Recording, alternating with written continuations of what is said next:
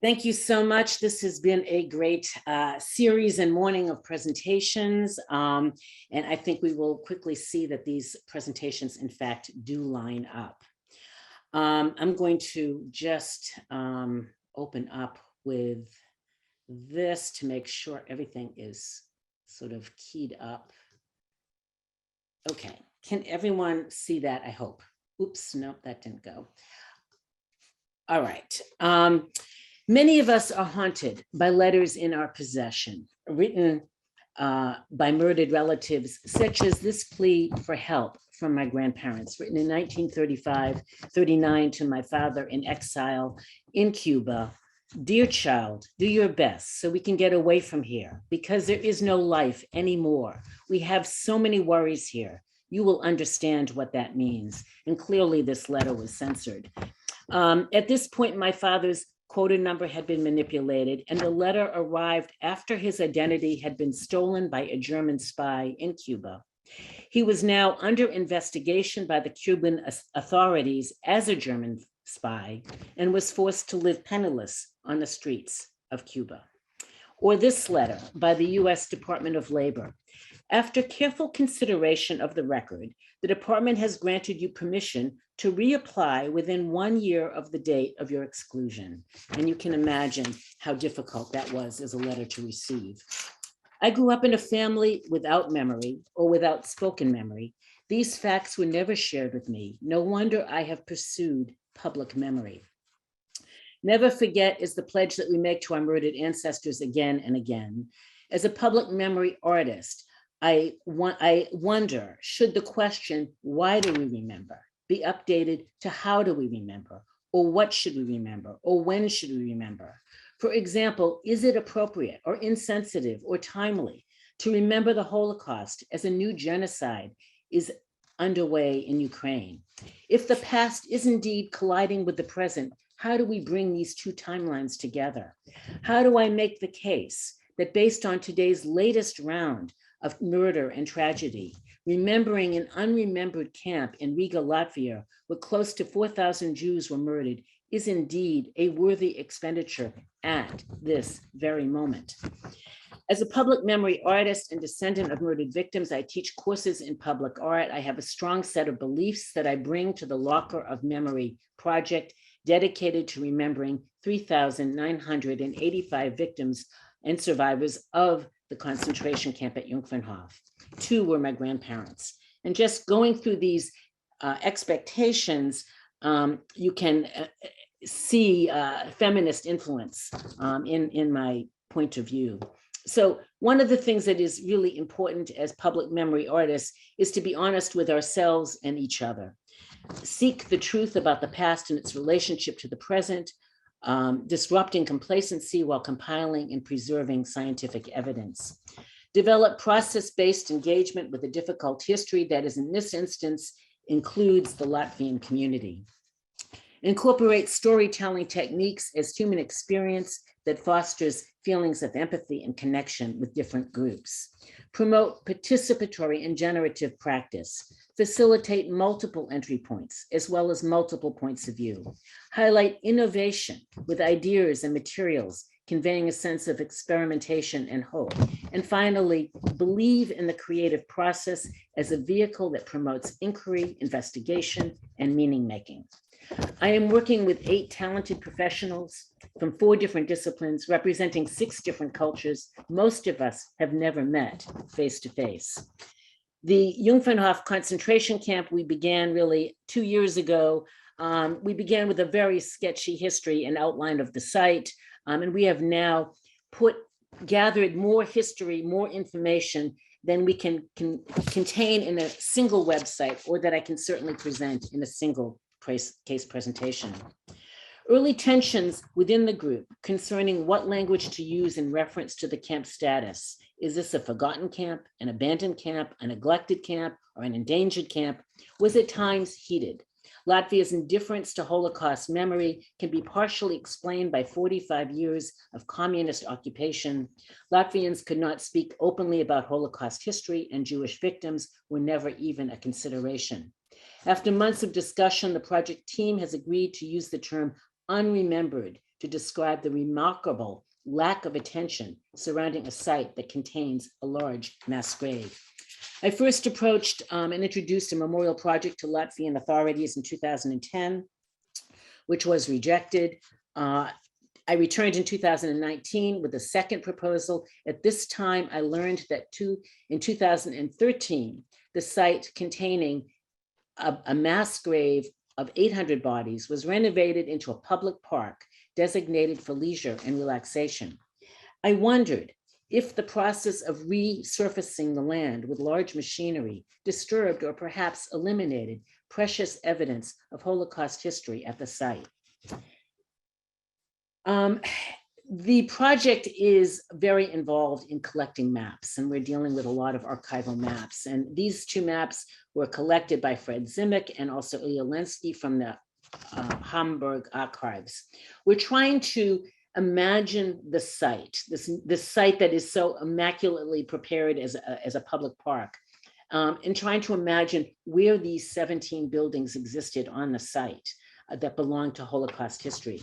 These two maps were drawn by Rudolf Seck, the chief SS officer of the camp, prepared for his defense in his own trial. The images lack scale and proportion. The pond, for instance, is missing, and the map fails to indicate the location of the barracks, latrines, or workstations.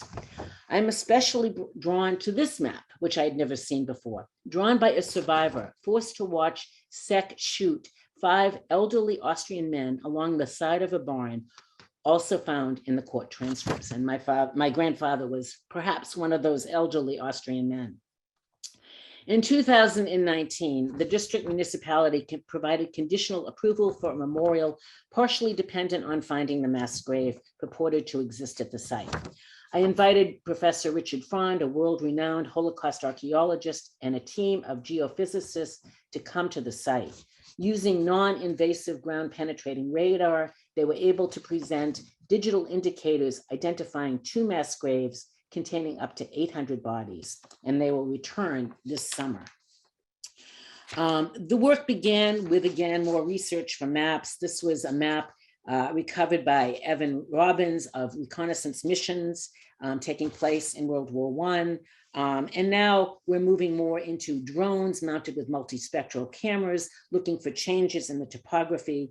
These findings changed our calculus moving forward. And here we see the digital impressions of a mass grave that's under the surface of the land.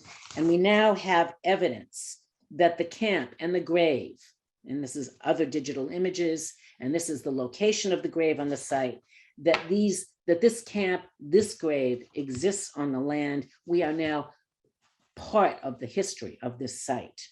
So I'm going to shift gears right now and move into our contemporary work. And everything that we do is groundbreaking because nothing has been done before. Before we appeared on the scene, I organized and funded the work. So we started with listing all the victims from the 4 transports. They're not available. They're in archives, some hard to access. They are now, if you go on the website, you can see victims' names. And this is the Vienna transport with my grandparents of the 4 transports. They're all available, transparent. And so information is not about holding power, it is about sharing power. The 3D tour is our latest development, and it is profound. We can now virtually walk at the Jungfernhof concentration camp. People can now participate in 8 different killing sites and really get to know them intimately. Hazel Uzunkaya and Shalina Prasad were both working together on this aspect of the project. This is, I'm going to briefly just introduce a user guide for the camp. But before I do that, I want to explain one thing. You see 8 sites on the side. So we started out assuming that we were just going to be looking at the Jungfernhof concentration camp. Instead, very quickly, what happened is the 3D camera that we used recorded whatever it saw. And what they saw was a recreation park and not, or a public park and not the concentration camp. And of these 8 sites, it is actually the Jungfernhof concentration camp that is the most invisible and not visible. So we had to revise our plan and really develop a map dealing with 8 sites, not 1 site. And it really was about creating context and not working with a bubble. As we start the tour, you'll notice that there is a window that shows up that's talking about how you could either go down to this icon here and learn a little bit about how to navigate the tour, or you can directly jump into the tour by clicking on one of these locations. So if you wanted to learn a little bit more about how to navigate, this is some examples of what you might find in the tour. If you see a silhouette like this is the narrator. You can look around using your mouse. It's a 360 tour, so you can look 360 degrees. If you see an icon like this, you can find more information about that spot. So it might be a pop-up. It might be a link to another website. If you would like to go between 360 images, you can click on one of these arrow buttons. And wherever you're positioned in the map, you can see over here. So if I were to move between this spot using this arrow and go to this one, it would indicate that in the minimap over here. So the red buttons are for drone images and the blue buttons are for ground images. And if you want to go up to the higher up level, you can also go back using this back button. We also have some audio files that you might want to listen to while you're walking around the site. And if you want to go back to that main map that we were looking at, you can always click on the memory map, go back to memory map button. So this is our memory map, and you can see here we have some text explaining why these 8 sites are important for our tour. Shkirtova is the first one that we have on the list, so I will click on that one.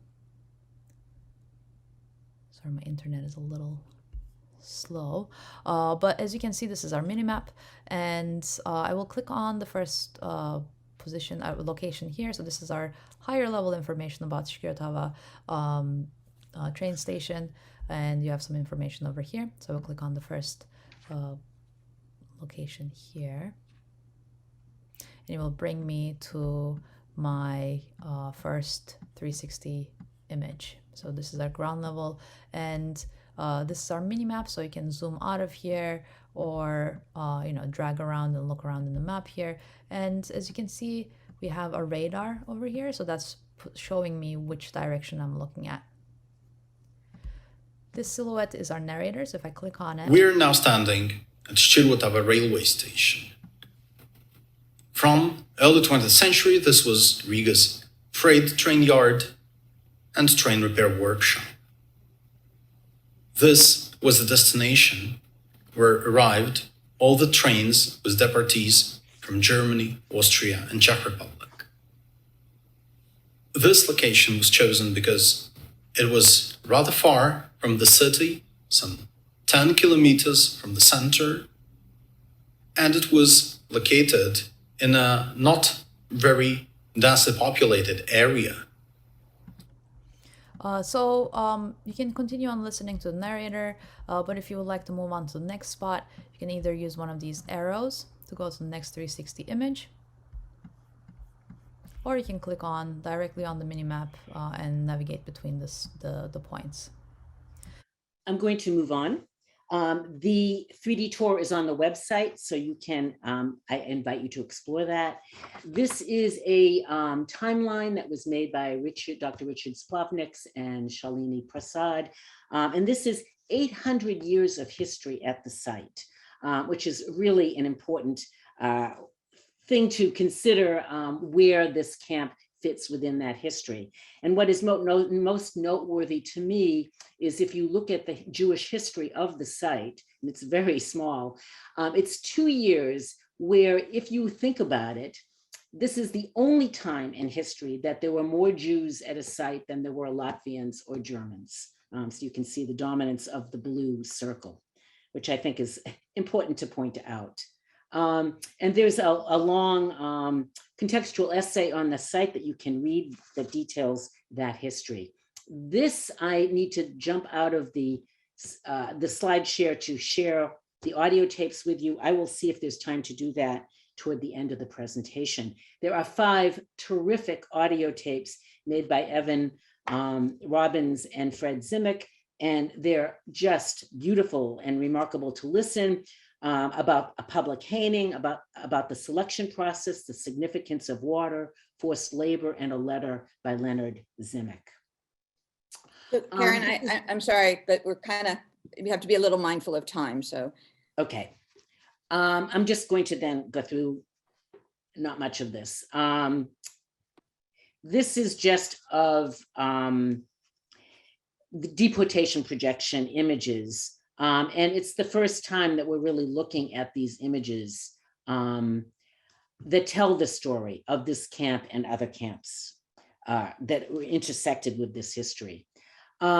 This is a trailer for a 20-minute film that we have. This is a 1-minute trailer.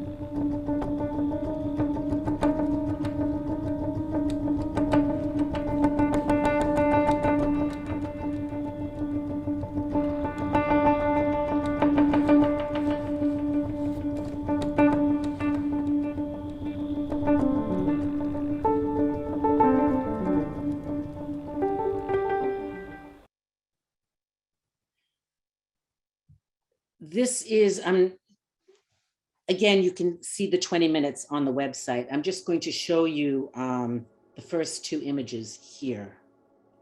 This is of the perpetrators. And what is interesting here is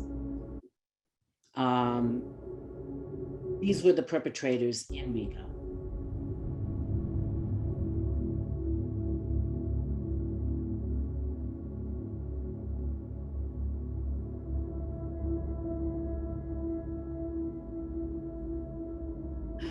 See their medals, you can see their mood and their countenance.